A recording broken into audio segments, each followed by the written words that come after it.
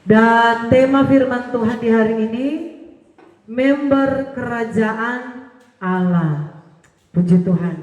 Di dalam firman Tuhan, kitab Maliaki pasal yang ketiga, kita akan baca ayat yang ke-18, satu ayat untuk kita renungkan di hari ini. Maliaki 3 ayat yang ke-18. Berbatasan dengan kitab Matius. Jadi sebelum kitab Matius, saudara undur satu kitab, itulah kitab Maliaki. Saya baca buat kita semua. Maliaki 3 ayat 18. Lembaga Alkitab Indonesia memberikan judul Pembayaran Persembahan Persepuluhan Menyenangkan Hati Allah. Ayat 18. Maka kamu akan melihat kembali perbedaan antara orang benar dan orang fasik, antara orang yang beribadah kepada Allah dan orang yang tidak beribadah kepadanya. Puji Tuhan, silakan duduk. Saudara yang dikasihi dan diberkati oleh Tuhan, ibadah yang dimaksudkan di dalam Alkitab atau ibadah, definisi dari ibadah yang sesuai dengan firman Tuhan ialah segala sesuatu yang kita lakukan yang menyenangkan hati Tuhan, itu adalah ibadah. Amin. Jadi segala sesuatu yang kita lakukan, segala sesuatu yang kita perbuat untuk menyenangkan hati Tuhan, untuk memuliakan hati Tuhan, itu adalah ibadah. Dan Alkitab berkata di bagian yang terakhir ayat 18, Tuhan akan menunjukkan kepada kita ada perbedaan antara orang yang beribadah kepada Allah dan orang yang tidak beribadah. Alkitab berkata ada perbedaan orang yang beribadah kepada Allah dan orang yang tidak beribadah. Tadi saya mendahulukan dengan satu perkataan bahwa ibadah adalah definisinya segala sesuatu yang kita perbuat, segala sesuatu yang kita lakukan untuk menyenangkan hati Tuhan, untuk memuliakan Tuhan, itu adalah ibadah. Jadi saudaraku, ibadah itu bukan hanya kita datang seperti hari ini. Amin. Ibadah itu bukan hanya kita datang beribadah hari Minggu. Ibadah itu bukan hanya kita menyanyi di gereja hari Minggu. Ibadah itu bukan hanya kita berdoa di gereja hari Minggu. Tetapi apa yang kita lakukan menyenangkan hati Tuhan, itu adalah ibadah kita. Apa yang kita buat untuk saudaraku menyukakan hati Tuhan, itu adalah ibadah kita. Saudaraku, saya akan kasih satu ayat referensi tentang ibadah. Jadi supaya kita mengerti perbedaan, sebelum saya masuk di perbedaan antara orang yang beribadah dan tidak beribadah, kita harus mengerti dulu orang yang beribadah itu seperti apa. Jadi saya katakan tadi, orang yang beribadah kepada Tuhan bukan hanya sekedar dia beribadah hari Minggu di gereja. Bukan hanya dia, saudaraku, menyanyi buat Tuhan di hari Minggu di gereja. Bukan hanya dia membaca Alkitab hari Minggu di gereja. Bukan hanya sebatas itu. Tetapi perbuatan kita, tingkah laku kita, apa yang kita lakukan untuk memuliakan Tuhan, itu adalah ibadah. Mari kita akan lihat dalam kitab 1 Yakobus 1. Saya baca buat kita ayat referensi di hari ini. Yakobus 1 ayat 27. Saudara perhatikan di sini. Ini referensi dari ibadah. Supaya kita tahu bahwa ibadah itu bukan hanya kita ada di gereja hari Minggu. Ibadah itu luas pengertiannya. Dan kalau kita memahami apa yang kita buat itu merupakan ibadah, maka keberkatan dari ibadah itu akan menjadi bagian kita. Yakobus 1 ayat 27. Saya baca untuk kita. Lembaga Alkitab Indonesia memberikan judul pendengar atau pelaku firman. Yakobus 1 ayat 27. Ayat 27 saya baca. Ibadah yang murni dan yang tak bercacat di hadapan Allah Bapa kita ialah mengunjungi yatim piatu dan janda-janda dalam kesusahan mereka dan menjaga supaya dirinya sendiri tidak dicemarkan oleh dunia. Saudara lihat di sini, ini referensi pertama bahwa Alkitab sendiri yang mencatat bahwa ibadah yang murni adalah orang yang memiliki belas kasihan, orang yang bisa melihat keadaan orang-orang yang dalam kesusahan. Alkitab memberikan contoh yaitu kepada janda-janda. Ini berbicara tentang janda-janda yang sebenarnya, artinya saudaraku seperti yang ada di panti jompo, saudaraku, orang-orang yang dalam keadaan kelemahan dan kesusahan. Dan saudaraku melihat yatim piatu. Alkitab bilang ayat 27, ibadah yang murni dan yang tak bercacat di hadapan Allah. Jadi saudaraku memang ibadah itu luas. Ketika kita punya hati berbelas kasihan, Alkitab kasih contoh, mengunjungi yatim piatu, artinya saudaraku, kita memperhatikan orang yang susah, orang yang dalam keadaan kelemahan, itu sudah dikatakan ibadah. Amin. Bahkan Alkitab berkata itu ibadah yang murni. Jadi saudaraku, apa yang kita buat itu adalah ibadah kita. Jadi saudaraku, ternyata setiap hari apa yang kita lakukan, baik di rumah kita, baik dalam pekerjaan kita, kalau kita melakukannya untuk memuliakan nama Tuhan, itu berarti kita sementara beribadah kepada Tuhan. Saudaraku, di sini Alkitab jelas sekali mengatakan ayat 27, ibadah yang murni dan yang tak bercacat di hadapan Allah Bapa kita ialah mengunjungi yatim piatu dan janda-janda dalam kesusahan mereka. Saudaraku bisa bayangkan, sedangkan kita cuma memperhatikan yatim piatu, janda-janda, orang yang berkekurangan, dalam arti orang yang berkesusahan, Alkitab sudah mencatat kita sementara melakukan ibadah yang murni. Amin. Apalagi kita memperhatikan pekerjaan Tuhan. Amin. Jadi saudaraku, apa yang saudara korbankan untuk pelayanan itu adalah ibadah yang murni di hadapan Tuhan. Amin. Saya bersyukur setiap acara-acara di gereja, mau acara Natal, mau acara Paskah, mau acara HUT gereja, seperti kemarin acara fellowship hamba-hamba Tuhan, kami selalu, saya dan Pak Gembala selalu berkata begini, yang orang ini punya pelayanan, mulai dari waktu kita merintis sampai sekarang sudah mau jalan 20 tahun, setiap kali ada acara-acara, selalu itu tidak pernah kalau berkekurangan, makanan itu tidak pernah kalau pas-pasan, pasti melimpah, pasti ada banyak kelebihan dan bahkan bisa dibawa pulang dibungkus. Saudaraku, saya kasih contoh di Bapak Gembala, saya bilang, yang coba ingat dulu tuh waktu bikin acara KKR di Koyakoso, itu makanan saudaraku kalau mau dikata memang sebenarnya terbatas sekali, saudaraku. Yang menyiapkan waktu itu hanya sedikit, saudaraku, yang terlibat untuk makanan. Tetapi ingat, waktu orang semua sudah selesai makan, datanglah saudaraku, kami punya keluarga yang ada di Setor, mau makan Toraja. Mereka bawa satu termos, saya bilang di Pak Gembala, dong bawa satu termos itu sup brenebon. Apa yang terjadi sup brenebon itu? Bukan tong ada makan tetapi bungkus, saya bilang. Jadi inilah mujizat Tuhan. Tuhan itu punya banyak cara untuk menyatakan kuasanya. Dan saya bilang, pasti tong mau ibadah fellowship, apalagi ini pendeta-pendeta yang mau hadir. Alkitab berkata, barang siapa menyambut nabi, ia akan memperoleh upah nabi. Jadi kalau kita menyambut hamba Tuhan, berkat hamba Tuhan juga akan menjadi bagian kita. Puji Tuhan. Jadi saudaraku, selesai acara saya standby di meja, saya lihat, tinggal 2-3 orang yang makan. Saya bilang, puji Tuhan, makanan di atas meja masih banyak, saudaraku. Tinggal berapa orang yang mau makan. So, ini di antrian. Saya bilang, syukur, puji Tuhan. Selesai acara, saudaraku, semua yang masih ada di gereja dapat bingkisan. Jadi semua dapat bungkusan. Berkat dari 5 roti dan 2 ikan. Itu artinya, saudara. Artinya apa? Tuhan sanggup membuat mujizat. Jadi kalau acara saya selalu berkata 5 roti 2 ikan. Pasti mujizat Tuhan itu ajaib.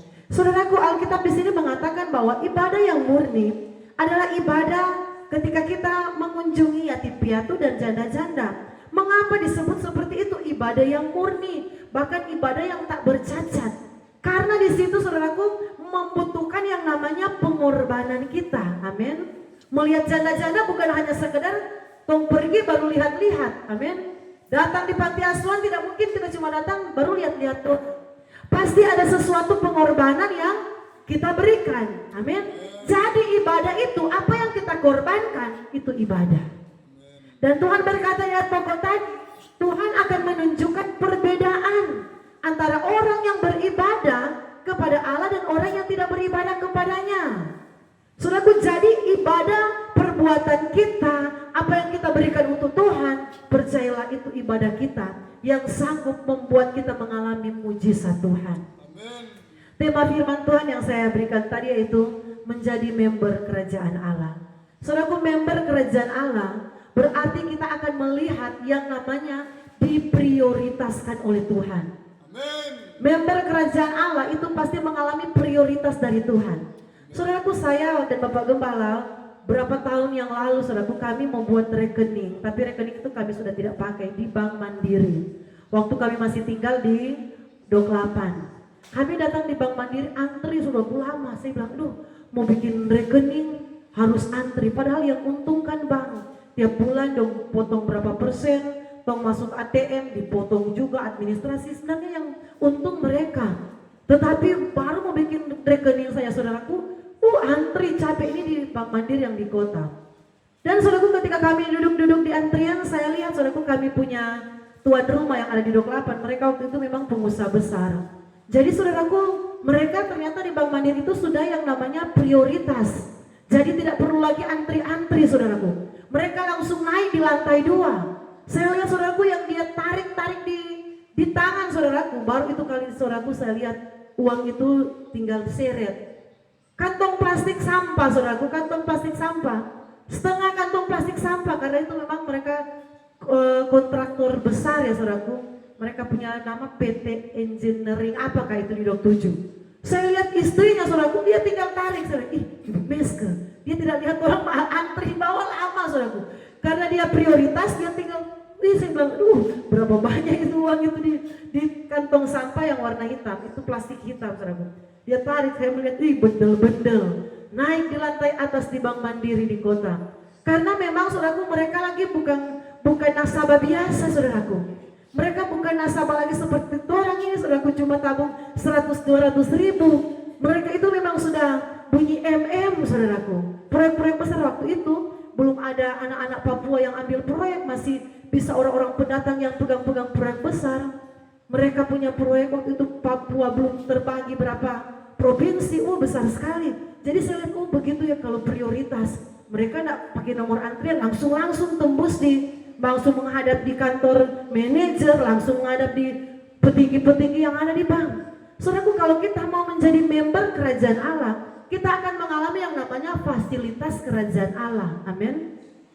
Kita akan mengalami yang namanya, saudaraku, keajaiban yang tidak dialami oleh orang lain.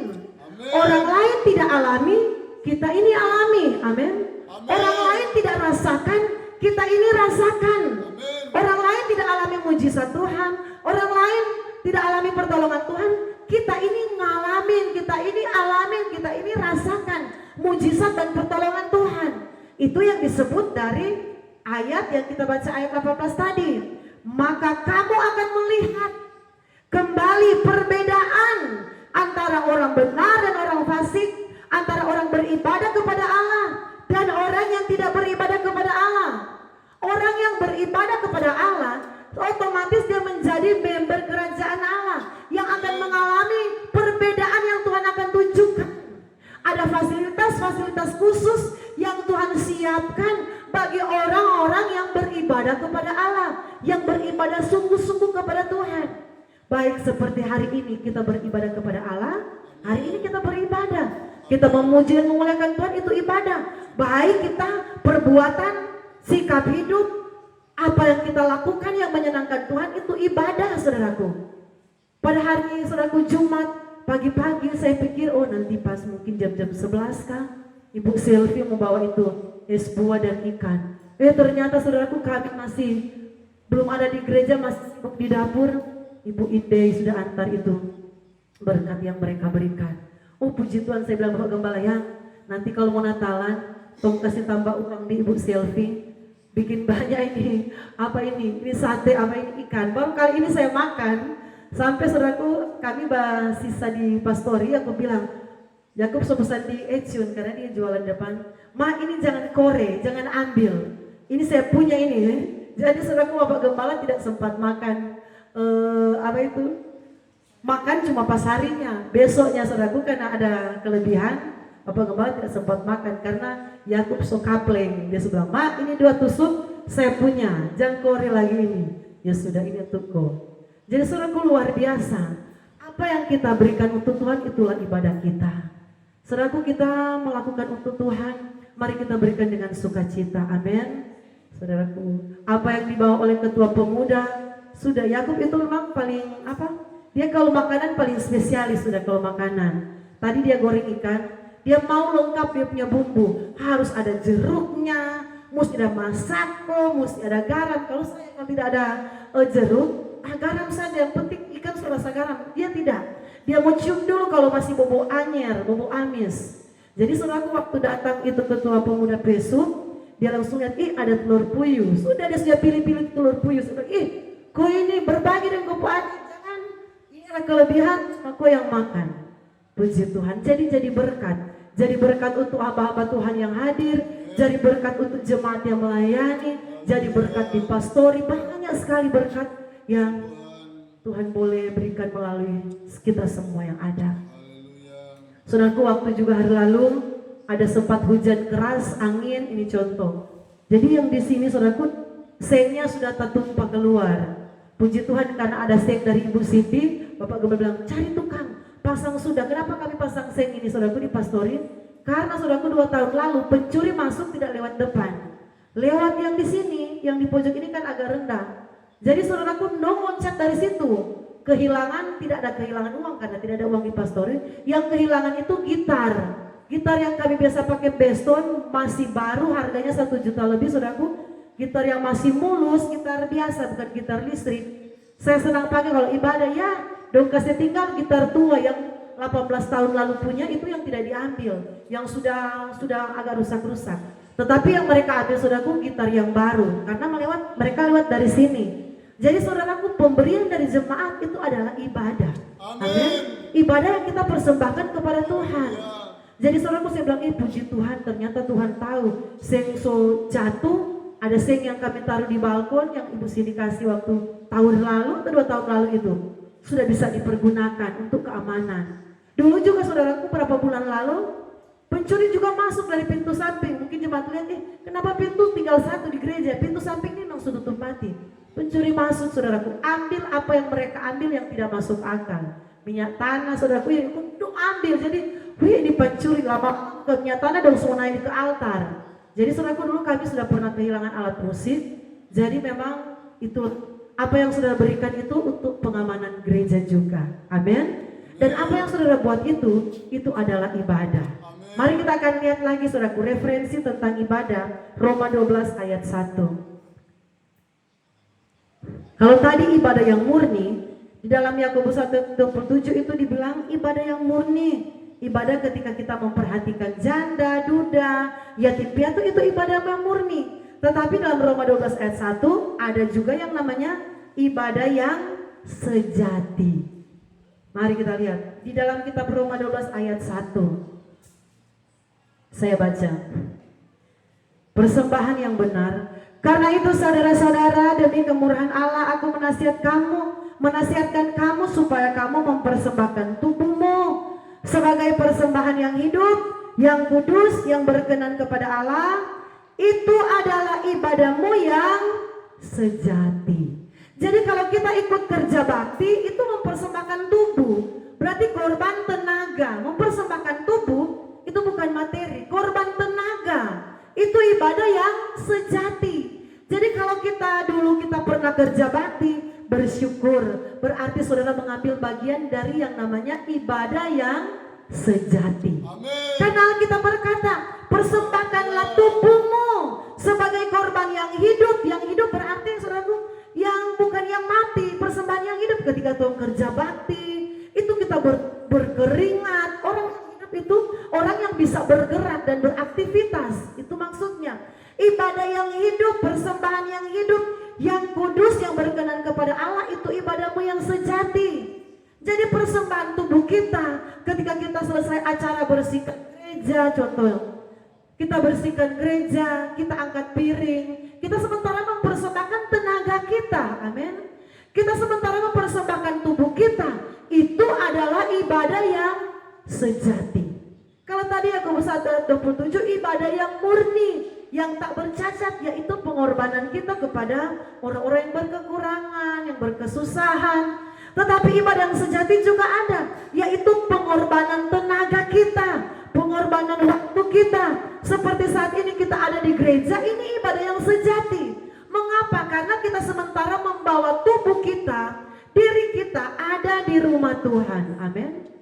Kita sementara membawa tubuh kita ini untuk menjadi satu persembahan kepada Tuhan, yaitu ketika kita memuji Tuhan, ketika kita menyembah Tuhan, sebab itu disebut yang kudus. Ketika kita melayani Tuhan sebagai WL dan sebagai singers, kita sementara mempersembahkan kita sementara mempersembahkan suara kita. Itu adalah ibadah yang sejati.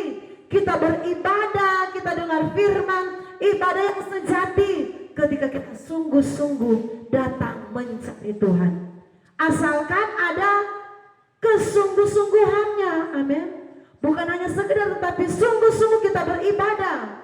Saudara yang dikasih oleh Tuhan, Alkitab berkata di ayat pokok tadi, kita kembali, maka kamu akan melihat kembali perbedaan antara orang yang benar dan orang fasik, antara orang yang beribadah kepada Allah dan orang yang tidak beribadah kepadanya. Jadi orang yang beribadah kepada Tuhan itu ada perbedaannya. Perbedaannya itu yang saya sebutkan tadi. Kita menjadi membernya Tuhan, kita akan mengalami fasilitasnya Tuhan, kita akan mengalami pertolongannya Tuhan. Saudaraku, saya ada satu kesaksian. Ada seorang ibu, saudaraku, dia bercerita kepada kami. Ibu ini memang dia sangat dermawan, saya tidak perlu sebutkan namanya. Dia banyak kali, saudaraku, berkorban bukan hanya di gereja ini, tetapi ada juga di gereja yang lain. Dia suka melihat pekerjaan Tuhan. Banyak kali, saudaraku, hampir setiap minggu pastori kami tidak kekurangan makanan. Dia kalau ada kelebihan, memang kaum keluarganya latar belakang mereka adalah catering, saudaraku, catering besar di Jayapura, saudaraku. Jadi banyak kali kalau kelebihan dari catering itu dia bawa di pastori. Hampir setiap minggu mereka antarkan dari, bukan bilang sisa ya, kelebihan dari catering mereka bawa. Dan memang ibu itu suka masak. Jadi kalau dia masak di rumah, dia sudah WA, ibu gembala ada di pastori, saya mau antar. Oh, saya bilang, oh enggak ada, oh titip di Yakub. Jadi banyak kali mereka hanya titip di Yakub. Jadi saudaraku, singkat cerita, ketika ibu ini mau melahirkan, Tuhan tolong dia. Saudaraku, dia bersaksi, saudaraku, dia sudah umur 44 tahun. Sebenarnya tidak ada pemikiran bahwa akan hamil lagi. Jadi saudaraku, waktu dia hamil, suaminya kaget. Wih, iya ini betul kan tidak ini? Ini betul. Iya betul, sudah 44 tahun. Ibunya juga sebenarnya sudah tidak suka lagi mau punya anak, saudaraku. Karena saudaraku sudah umur yang, kalau perempuan sudah kepala 4 itu sudah melahirkan normal itu tinggal mujizat ya. Baru lagi dia sudah 44 tahun. Jadi saudaraku, waktu dia berkesaksian, aduh, waktu saya sudah bawa di rumah sakit Aryoko, sudah pembukaan 1, pembukaan 2 ibu sudah tidak mau jalan-jalan, itu anak sudah tidak bergerak. Dia berdoa, Tuhan tolong supaya saya tidak dioperasi. Dokter bilang, ibu kalau sampai sebentar jam 12 malam pembukaannya tidak bertambah, berarti ibu operasi. Tetapi saudaraku tidak, dia percaya, Tuhan, saya percaya Tuhan pasti tolong saya, anak ini pasti akan lahir dengan normal. Puji Tuhan. Dokter bilang jam 12 anak ini tidak tertambah dia pembukaan, berarti siap operasi. Jam 11 malam, saudaraku, anak ini lahir normal. Sebab itulah caranya Tuhan. Karena saudaraku, Tuhan akan tunjukkan perbedaan, saudaraku. Kalau kita sungguh-sungguh mengasihi Tuhan, Tuhan akan kasih tunjuk perbedaan. Perbedaannya apa? Orang lain tidak alami mujizat, kita alami. Orang lain tidak pernah mengalami pertolongan Tuhan yang wow, kita alami, saudaraku. Karena apa? Kita setia, kita mencari Tuhan, kita menyenangkan Tuhan. Mari saudaraku belajar senangkan Tuhan. Saudaraku, saya bersyukur ketika saya dengar kesaksian dari Bepuluakan. Mereka ini sudah akan pindah, saudaraku. Mereka mungkin tidak ibadah hari ini karena lagi persiapan tempat baru mereka di Holte Camp. Saudaraku, saya percaya ini balasan dari Ibu Puluakan setia kepada Tuhan. Saudaraku, tempat yang mereka akan tempati tempat yang sangat besar, tempat yang ya boleh katakan orang yang punya itu juga orang baik. Kakak dari Ibu Yolanda Tina, Ibu mantan wakil gubernur. Mereka akan tinggal situ. Mereka punya tempat memang banyak, aset mereka banyak di halte kami itu saudaraku. Jadi dulu pernah bikin acara Pasca Kawanua, dan Ibu Polongan akan tinggal di situ. Jadi untuk rehab saya dengar waktu Ibu Polongan hadir hari Jumat, cepat-cepat pulang karena yang Ibu Mayo ini, yang Ibu Seli, dia siapkan dia siapkan bahan-bahan untuk rehab itu tempat karena sudah tidak terurus, tidak terawat. Jadi bos ini yang siapkan kebutuhan mereka. Saya bilang, Ibu Polongan luar biasa, Tuhan permudah, Tuhan lancarkan. Karena memang Ibu Polongan memang aduh, tumpu modal Ibu Gembala memang ya hari ini ada, puji Tuhan besok ada, bukan modal yang melimpah amat. Jadi Tuhan tolong lewat ibu ini, saudaraku, kakaknya dari Ibu Wakil Gubernur, Ibu Mayo, Ibu Yolanda Tina. Saya bilang, puji Tuhan. Karena apa? Tuhan bikin perbedaan. Amin. Pasti ada perbedaan ketika kita setia mencari Tuhan. Ketika kita beribadah sungguh-sungguh sama Tuhan, apa yang kita buat, kita lakukan dengan segenap hati, pasti ada perbedaan. Pak Jerry yang setia, saudaraku, bawa air. Bapak Gembala bilang, ini botol kah? Ya ini botol. Waktu lepas Bapak Gembala gak perhatikan. Setelah Pak Jerry pulang, ini botol kah? Iya ini botol semua. Oh puji Tuhan. Berkat yang terbaik pasti menjadi bagian apa yang kita buat. Jadi apa yang kita berikan, saudaraku, itu ibadah kita sama Tuhan. Sebab itu, saudaraku, kitab Kolose 1 ayat 23 berkata, segala sesuatu yang kita buat, kita lakukanlah dengan segenap hati, seperti untuk Tuhan, bukan untuk manusia.